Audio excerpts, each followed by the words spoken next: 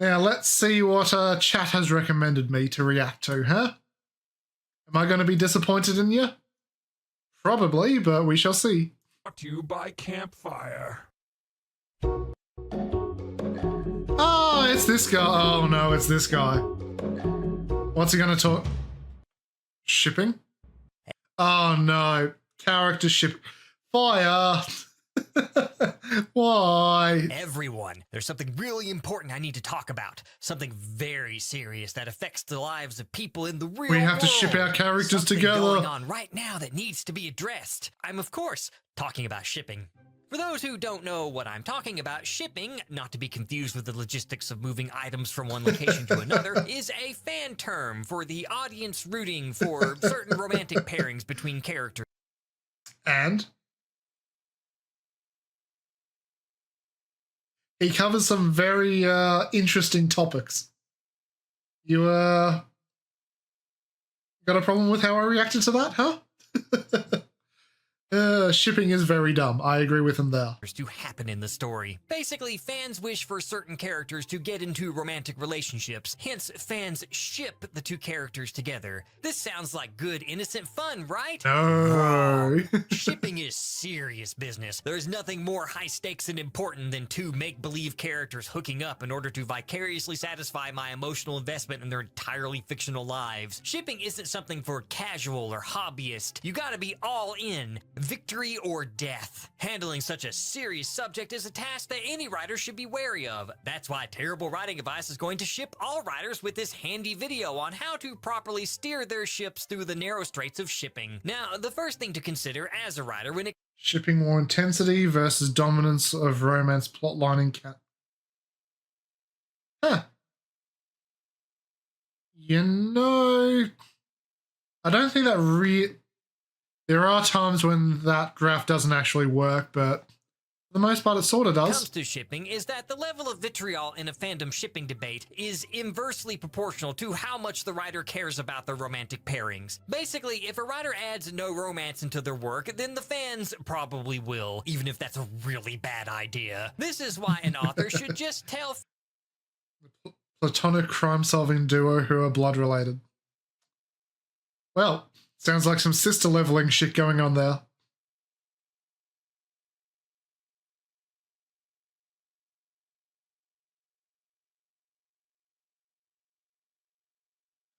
That is a very long bot message.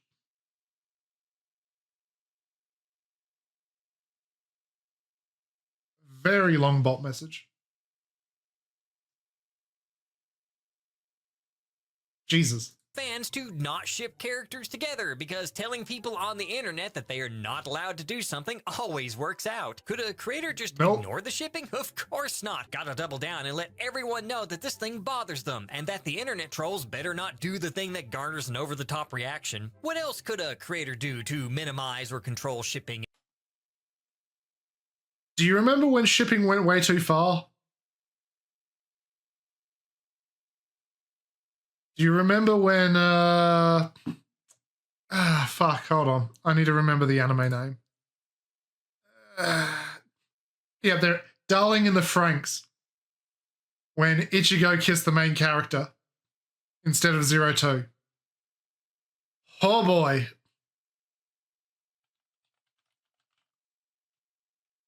Darling in the Franxx. Oh yeah, the whole My Hero Academia is toxic, but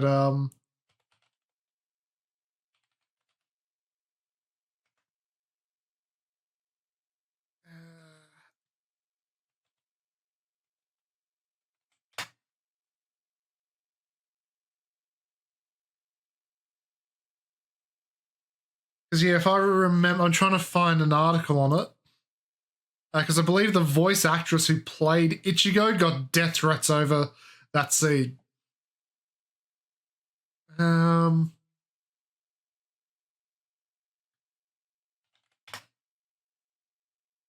Let me see if I can find it.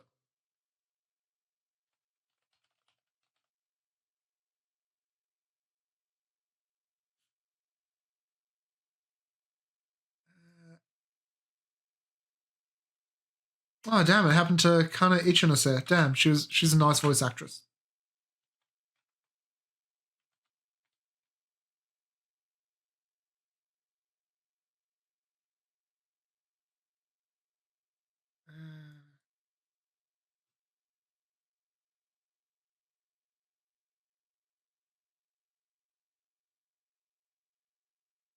Yeah, here we go. Since been deleted, but yeah. Wasn't confirmed, but people were saying that she received death threats for her episode 14 where she kissed the main character. Don't you just love humanity?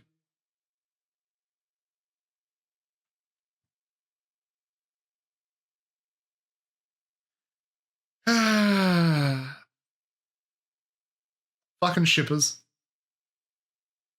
In their fandom. Well, the biggest thing is to go through the story rudderless when it comes to the romantic in-game for the characters. This is best accomplished in collaborative projects by making sure every writer on staff have their own preferred romantic in-game for the characters, and then make sure everyone works at cross purposes. Now, Thanos wasn't right.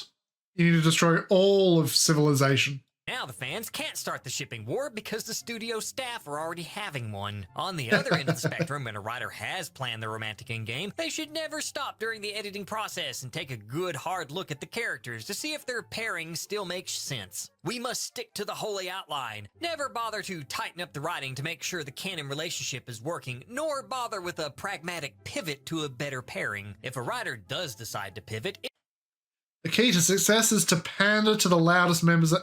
No, never fucking do that. Shippers are great because their emotional investment in the characters blinds them to almost every other aspect of the story.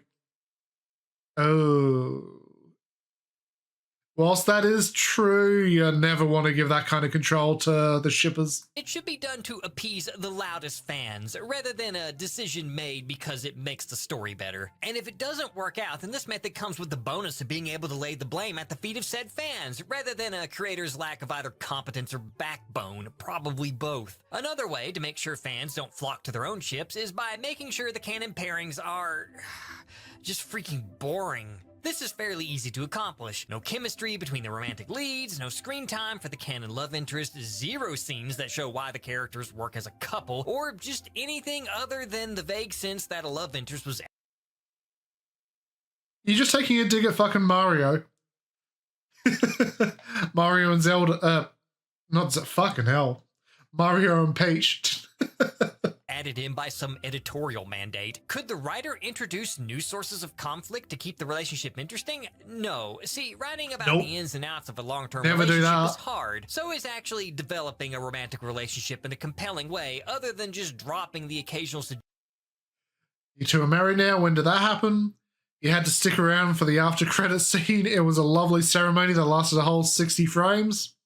And then the honeymoon was done in the manga. Go read it. Suggestion of sexual tension before tying everything up in the closing scene. I mean, that's if the audience is lucky. The main couple may have to be satisfied with the still picture in the background of the closing credits. But hey, having the canon couple be as compelling as two dish rags tumbling around in a dryer will certainly dissuade shippers from advocating for their own far more interesting and dynamic pairings. Now, if this fails, then a more direct tactic may be needed to stop the shippers. It's time to sink their ships. Torpedoes away. Now, ship sinking is what happens when a writer establishes that a couple will not become a romantic pair in the canon text. This is best accomplished by both characters loudly declaring that they have no.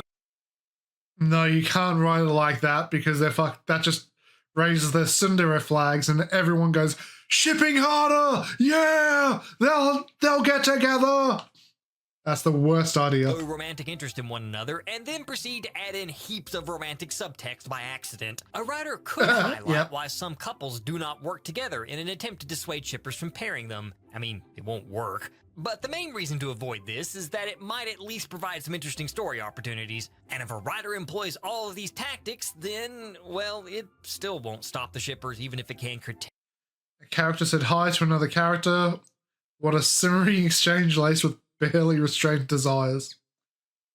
Fucking Fujoshis. Hell, some of it. This is why a writer can just discard all of that. That's right, toss it all in the bin. Containment and curtailment is for suckers. We're going to lean into the shipping wars. Is using fan shipping wars as a creator like playing with fire while bathing in a tub full of gasoline? Yes. Obviously not. It's more like sailing an oil tanker into a munitions dump in that it looks dangerous, but I'm sure it will turn out just fine. By leaning into the shipping wars in promotional material, we can stoke the fans and hype up the next chapter in the story. Just play both sides of the shipping debate against one another. It's free press. Pour on the hype and set everyone's expectations sky high. Nothing And could go only wrong then with does a doing writer this. truly tip their hand to reveal that while they promised a royal flush, all they really had was a two of hearts, a basic land, a reverse Uno card, and a bit of pocket lint. I mean, yes, I promised an LGBTQ ship in the story, but hear me out. What if instead I kill off all those characters for cheap drama? Is it bait and switch? Well, and then not kill any of the actual non-LGTV characters, making the entire community get really pissed off. Surely that hasn't happened before. I prefer to call it a landmine because it's loud and flashy, but don't worry, I'm sure it won't blow up in a creator's face if they step on that hot button. Remember, setting the fandom on fire is always a good idea since fire doesn't spread. Creators should never be shy of the potential consequences of stoking the flames of a shipping war because there is just no way it could go wrong at all. Now, this is all well and good Never for the goes wrong. creator, but what about the fans? Is there any wisdom I could instill upon fans in regards to shipping? Of course! I am a genius after all. The first thing fans need to consider about shipping is some basic etiquette. For example, what if two fans are having a debate about potential pairings, like in a show made for children? Oh, then their friendship is dissolved immediately. They rally all their other friends and start pitting them against each other, and then suddenly the entire friendship group is destroyed over one disagreement. And then, what happens if it turns out that both fans prefer different romantic pairings in this show made for children? Since it is a show made for children, the show's creators are probably not going to take any romance very seriously if they even include it at all. Clearly, there are no stakes here in this show made for children. No, there's and always any stakes shipping in is going that. to be mostly limited to fan fiction. Therefore, how should a fan deal with fans of a rival ship? Well, obviously, they must die. Attack. It's Yeah. the only option. If it's one thing the internet has taught me, it's that anyone Fire, what the fuck is this? Why? You said you'd stop sending me these sort of memes, huh? God damn it, Fire. with an opposing view is literally Hitler. I tear them down, crush their I'm not resetting that counter. You hear me? You can't make me do it. arguments, insult their face, their mom's face, their lineage, their hopes and dreams, and then rub salt on the wound by insulting their ship. This is war. There can be only one winner. A fan has to win this battle or else. If only Keith and Lance had gotten together, we could have... Oh, Jesus Christ. Just throw yourself into that fire there, become one of the skulls behind me. Join the pile. These characters in a show made for children might wind up in the wrong relationship. The stakes We can't have couldn't that. be higher. Clearly, there is no room for polite disagreement or getting a life outside of fiction. If that's not enough, then a fan should expand their war onto the creator of the story. I'm sure sending in poorly worded Yep. Gatekeeping, dogpiling, doxing, stalking, harassment, death threat. Hey, look, we found a bunch of them all in the one. Fucking hell. death threats to the writer or showrunners will totally change their mind of which characters wind up with who in a show made for children. More Not like importantly, the this is an show hasn't been excellent made use of ahead of and time. resources, and not a frivolous indulgence brought about by projecting onto characters who don't exist while we live in a world full of real people with real problems. If, for some reason, these expletive-written death threats fail to stop the opponents of a fan ship, then they will have to resort to fan. The rest of the colourful cast is nowhere to be seen. Our shirts are gone. Oh crap, I think we've wandered into a slash fic. Yep, because they're going to go like 2 steps and suddenly their pants are going to start melting off as well. Fiction. Now, writing shipping fics could be like a whole other video, and probably a video better focused on writing romance specifically, so I will only touch on a few key things. Now, the biggest obstacle to writing fanfiction for a fan's preferred ship is usually the canon pairing. The best way to handle this Oh no, where's the Naruto? I'm sorry, Naruto, but Hinata and Sakura both tragically died in a who is the most useless contest. Looks like you'll have to shack it up with Sus... For fuck's sake. Honestly, I thought it was going to say Hinata and Sakura have both hooked up with each other.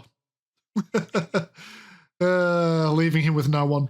is to viciously murder the canon love interest in the most petty, brutal way possible. If this doesn't sit right with the fanfic writer, then just be sure to write the offending love interest as a controlling evil psychopath for no adequately explained reason. The point is to make sure all Okay, I was surprised when Mia beat Katara into having a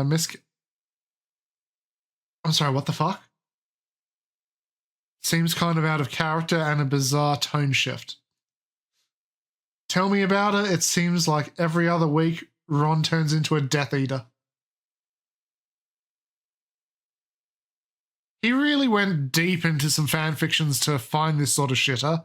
Obstacle to the fan's ship is removed with the grace and subtlety normally reserved for the Nevada test site. If the fanfic writer wanted something a little more subtle, though, then they could just settle for quietly lobotomizing the rival characters off-screen, or just shove them into the arms of some side character and move on. Remember, never demonstrate, instead demonize. Don't show why the always canon character would demonize. never work in a way that makes sense, sticks to the spirit of the canon characters, and shows meaningful conflict. If I do that, then who will show up out of nowhere to hurt the protagonist so I can play out my twisted hurt comfort fic? With all obstacles removed from a fanfic writer's path, what comes next? Nothing! Enjoy your ship.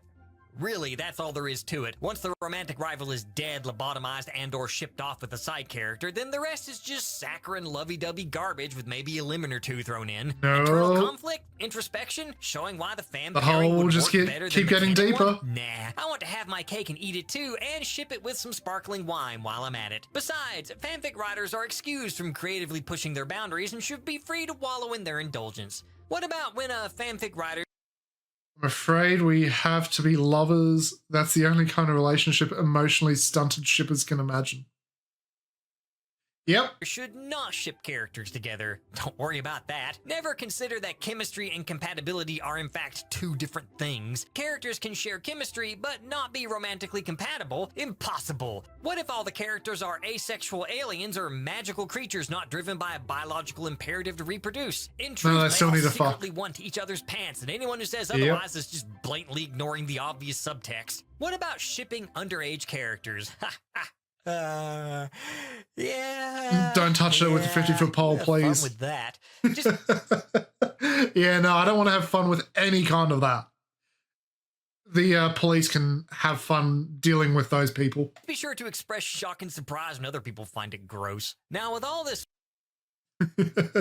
fighting over the romantic lives of people who don't exist, could a writer just decide to, ignore all this nonsense and not bother with it? Why, some foolish writers may even decide to write a story that doesn't have any romance at all. This is a big misstep, but if a writer avoids any romance or shipping in their work, then they can always just kick that can down the road. Then, during the epilogue, they can resolve. What did that bomb just say? Warning, do not arm until epilogue. I know. They can always just kick that can down the road. Then, during the epilogue, they can resolve all the shipping there and sink a fleet's worth of ships all in one sitting. Could the writer just have left things open-ended? Of course not. I gotta get the last word in, no matter how little I care about the romance in my work. See, I just sank the fan's ships by keeping low and striking from the depths. So basically, the best way to deal with shipping is with unrestricted submarine warfare. Now, if only I could send all of the annoying shippers down to Davy Jones's locker. I mean... What is this garbage? This is just JP in a green shirt. And after all that build-up, what a letdown. This is an ad? Watch the guy's video, we're gonna watch the ad. Yeah, who in the plan are you? I am greed. You're An ad. Get back in the box. No, I am greed itself.